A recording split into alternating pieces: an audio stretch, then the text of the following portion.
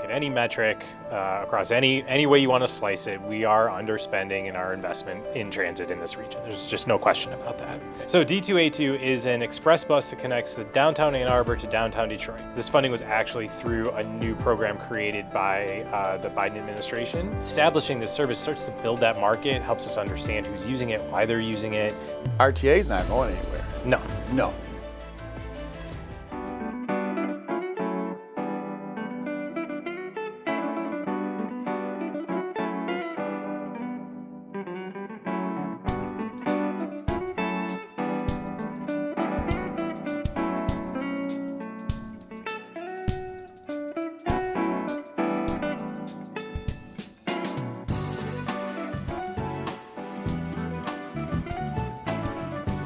Welcome back to Casual Conversations with Mario Morrow. Today, we have a special treat. We have the Executive Director of the RTA, Regional Transit Authority, Ben, or is it Benjamin? Ben.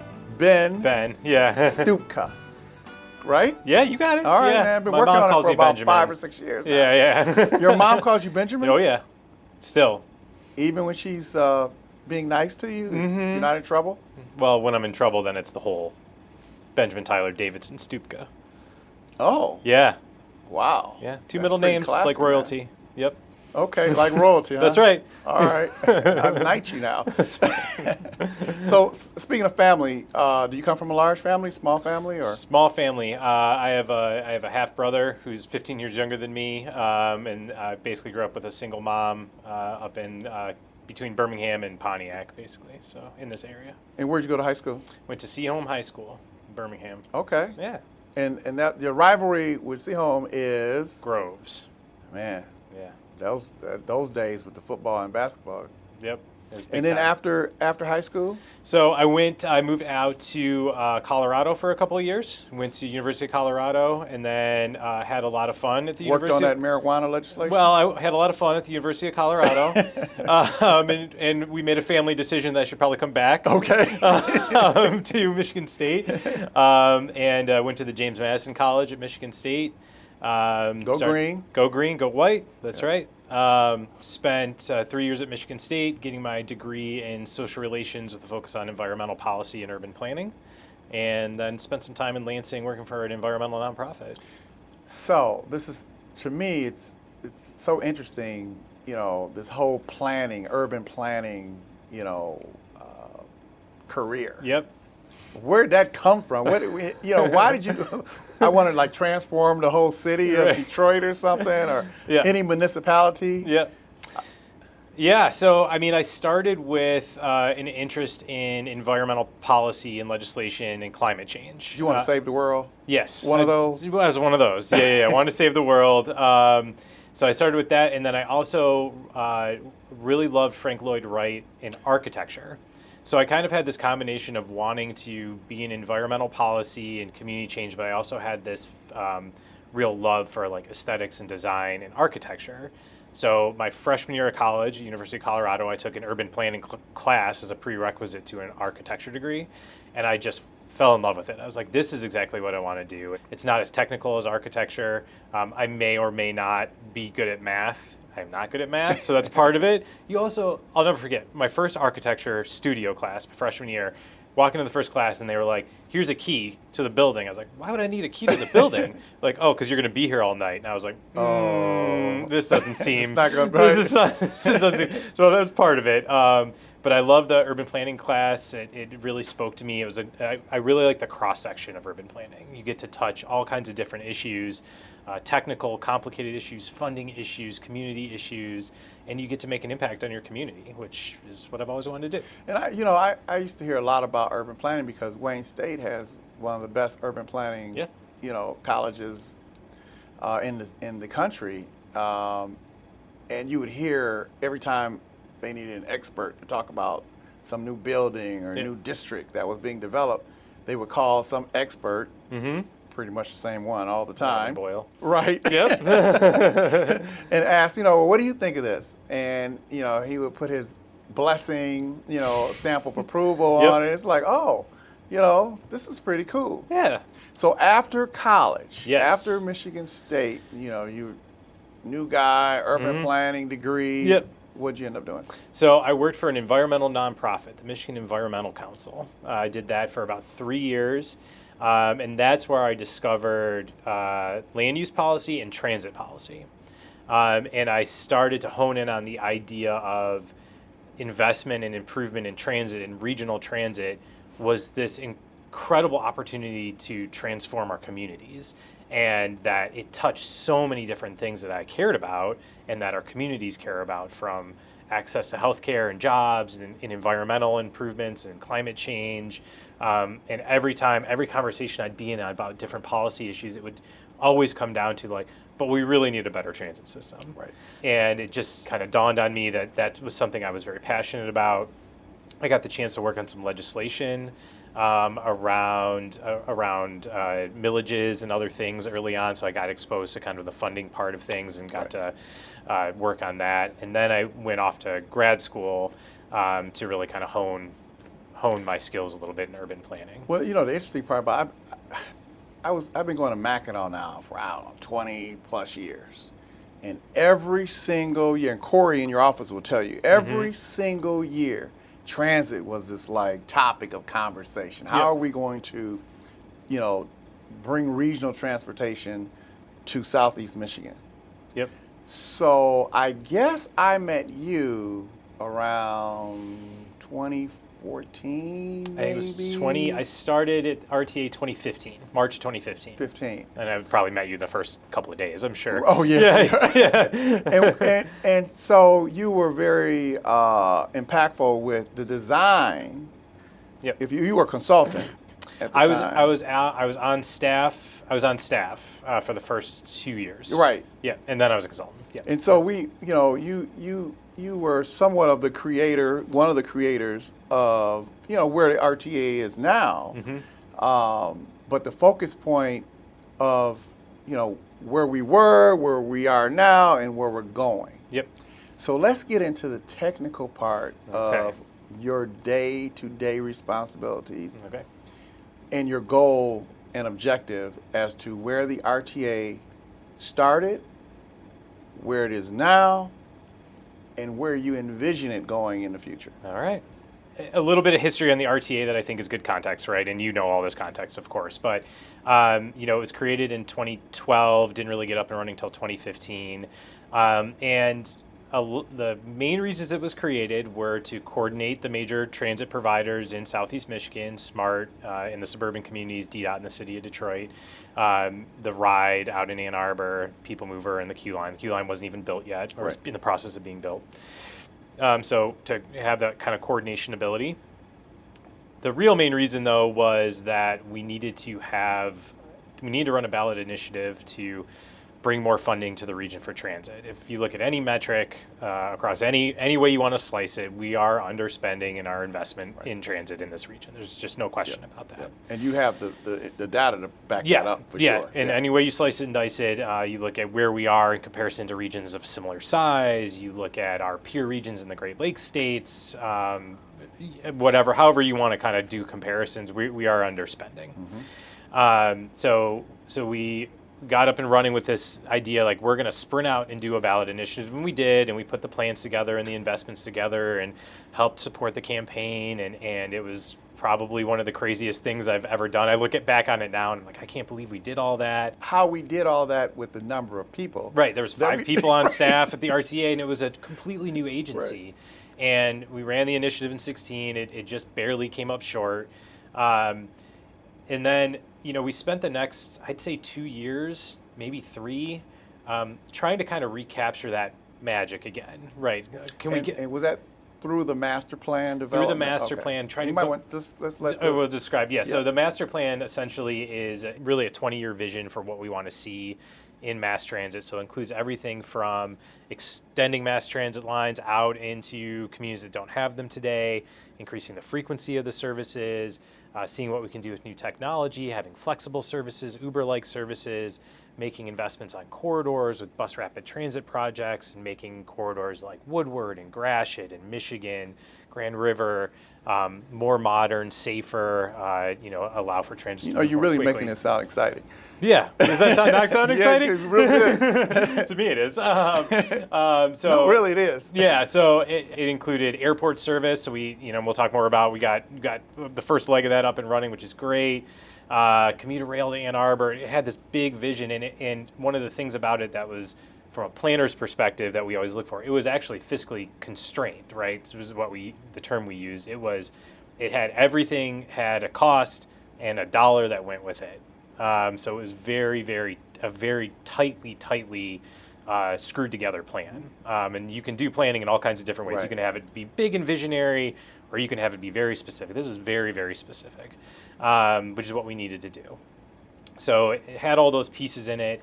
And then we spent the next couple of years trying to say, well, okay, let's try and pursue this funding opportunity to see if we can get this plan off the ground. And we made some changes to the plan and adjusted a few things here and there. After some community input. Political leaders. Yep. Okay. One of the big focuses that we had was, what can we do to provide better service offerings for some of the more rural or suburban communities that aren't necessarily part of the SMART system today? So we came up with some different ideas for that. We looked at different types of corridor projects. There's other things we adjusted. But as we kept trying to kind of look for these opportunities, we said, you know what, we really need to, one, stabilize the agency, and figure out what are the things in this plan that we can pick up and move forward today.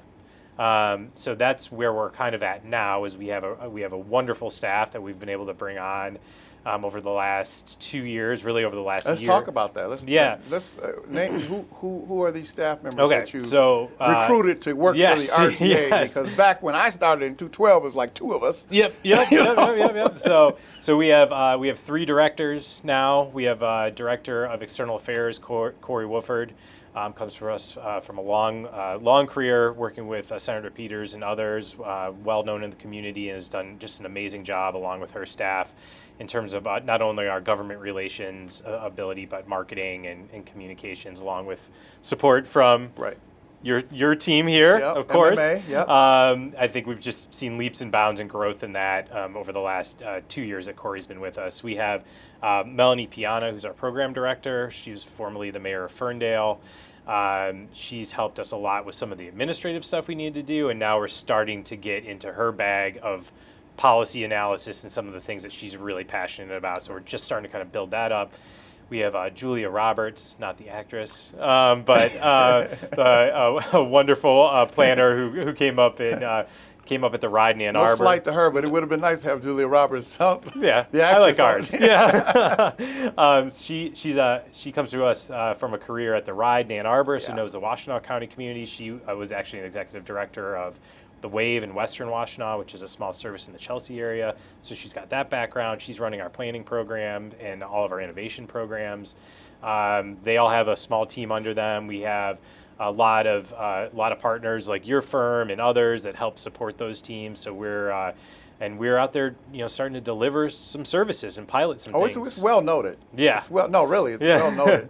The amount of work that you've done, you and your team have done over the the past 2 years, short time frame, with the D2A2 DAX. Yep.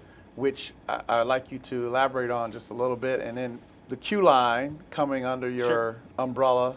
Yep. Shortly. Yeah. So let's start with D2A2. Okay. What is it? So D2A2 is an express bus that connects the downtown Ann Arbor to downtown Detroit. We got 16 round trips a day, all kinds of different pass options. So we have things for frequent users, online options, pay at the bus options, all kinds of different things. So we run that as a contract with a company called Michigan Flyer, Indian Trails Michigan Flyer.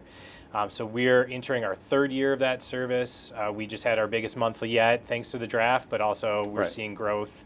We'll take it. We'll take it. Yeah, I mean, it's great. And we're starting to see a lot of repeat riders, but this is an absolutely great example of, in the master plan, we said we want to have commuter rail.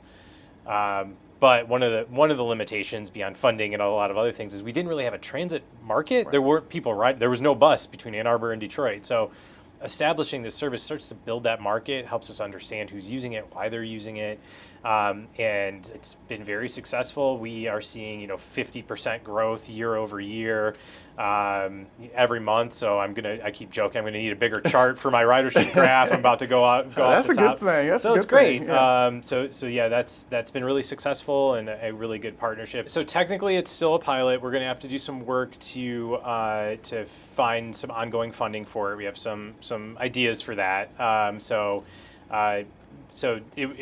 We want to continue to extend it. Of course, we have to go back to our board. It's their decision as to how we want to continue to do the service. Right now it goes through the end of the year. So we'll have plans before the end of the year to figure out what we want to do next. Well, it's an election year. Yep. For a lot of folks, and I'm sure when they see something that is a great success, people like to tag onto it. Yes. Either take credit or responsibility or partnership, whatever. Hey, as long as great. The funding is there. Yeah. Does that funding come from federal sources or state like MDOT, or does it come from the Department of Transportation? Sure. Yeah. So the funding we have now comes from, it's a federal grant, and it actually comes through a regional partnership with an agency called SEMCOG, which is a big umbrella planning organization that organizes some of the federal funding. So we worked in partnership with them, and then we have some match money from the state. And then we have potentially some other federal money that we can throw at it if we need to. But. So now that's up and running. Yep. That's moving in the right direction. Absolutely. You just had a pretty nice launch with DAX. Yep. Detroit Airport Xpress. Yep, that's I think one of our biggest achievements. I mean, I think I said this at the launch, but what I cannot believe is almost 10 years I've talked to people like formally about transit in Metro Detroit, which is like kind of amazing when I think about it. Getting a service to the airport, downtown to the airport's the number one thing. I always think of those word clouds that you do, like what did you hear from people? Like it's always like, right. Where'd you want to go? Airport. It's airport and downtown. Right. The airport's always big and in the middle. So we were able to, again, work with SEMCOG to pull together some funding. This funding was actually through a new program created by the Biden administration that was focused on carbon reduction. So a lot of the purpose, at least from a funding standpoint, is to take car trips off the road and get people onto the bus to be able to get back and forth to the airport. But it's been a great success. I think we have a great brand. I think we have a great product. We've also done some good pricing there to see what we can do to get workers at the airport that kind of access. We're just a month or two in, so we're going to start trying to understand who's riding it a little bit more.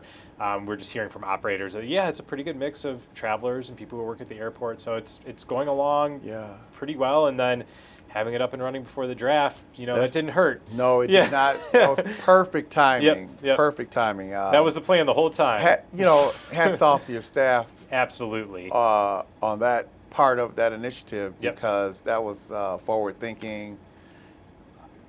Really, I didn't know how that was going to go. Yeah, I will say the staff and our vendor, again, Indian Trails, Michigan Flyer, they're like, this usually takes about 6 months. Right, that made me real nervous. Yeah. So they really pulled out all the stops and got it up and running, and it's been a really good success. Right. Yeah. The county exec actually sponsored a special bus coach line to go up there. Yep. And took some politicians and community leaders up to the airport. Yeah.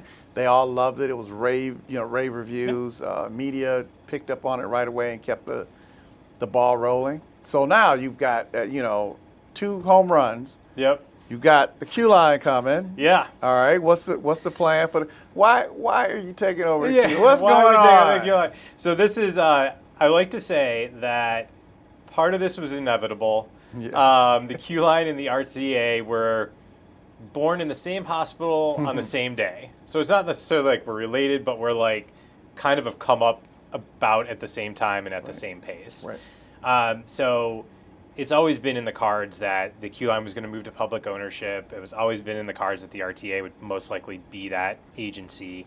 I'm happy to say we're both at a point where we're stable enough to make that transition, and give immense kudos to the Lisa Nuskowski and the board of the M1 Rail who runs the QLINE. They hit over 1 million riders last year. We're taking over a system that's only 7 years old, which is very young in terms of public infrastructure. 1 million riders, but there was no charge, right? Million riders. Okay. Yeah. No, there is no charge. I mean, I'm sure my my viewers are saying, "Wait a minute," Hey, but okay. Once you start charging, hopefully those numbers will either maintain or increase. Yeah, in the financial planning we have now, we're not planning on charging. Really? So we want to continue to have it to be free. Breaking news. Yeah, that's the financial plan we have now. So that's what we're going to focus on. Okay. Lots of partners with the financing, convention authority, the DDA in Detroit, some federal money, some state money. So we have a good stable funding plan, and we're getting ready to take it on. Can we get the QLINE to go like all the way down as far as we can? Maybe venture off into Oakland. Let's see where we get. I will say my belief, and I think it's the belief of the M1 Rail founders, the nonprofit that runs it today, is that any future expansion of the QLINE or ability to integrate it more into our public transit system, it can only really be done through public ownership, through having the RTA and a public body running the system. So that's the other thing. I think we'll come up with some specific plans about what we want to do, but I think having it under our stewardship is going to allow for that to be a much more open conversation. And I look at it like the strategic plan. Maybe others will see this the same way. You're putting your stamp of successes out there, with D2A2, with DAX, now QLINE. I mean, RTA is not going anywhere. No. And for those who think the RTA is going somewhere, this is a sign of how important an organization like the RTA is. Absolutely.